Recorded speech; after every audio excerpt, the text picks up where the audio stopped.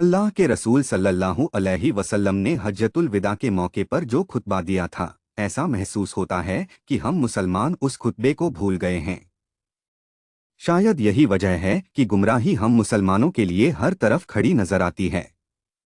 इस बात से इनकार नहीं किया जा सकता कि अगर हम मुसलमान अल्लाह और उसके रसूल के बताए हुए रास्ते पर चलें तो हर तरक्की हमारे कदमों को चूमेगी और हम जो चाहेंगे वो होगा।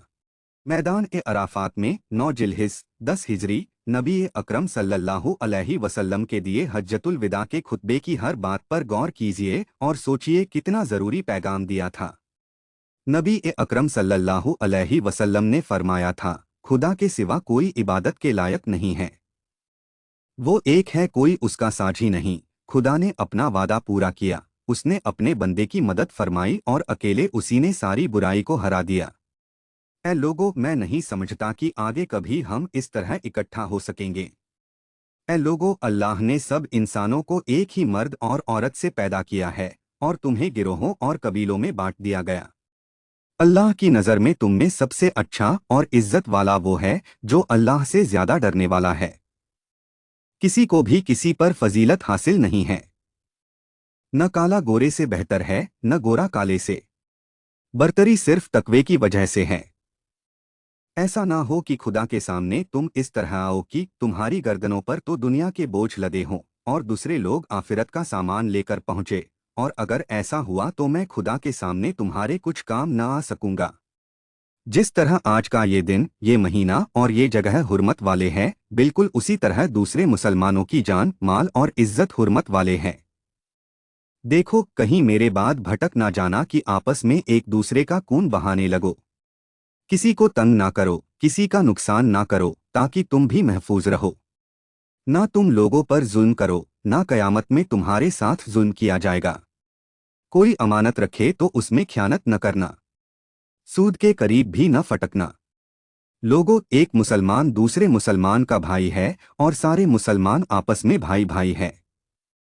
तुम्हारे गुलाम जो कुछ खुद खाओ वही उनको खिलाओ और जो खुद पहनो वही उनको पहनाओ। जाहिलियत का सब कुछ मैंने अपने पैरों से कुचल दिया।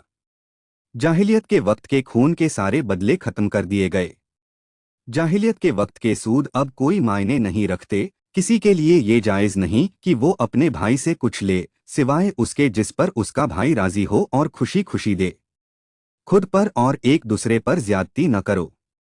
देखो, तुम्हारे ऊपर तुम्हारी औरतों के कुछ हुकूक हैं, इसी तरह उन पर तुम्हारे हुकूक हैं।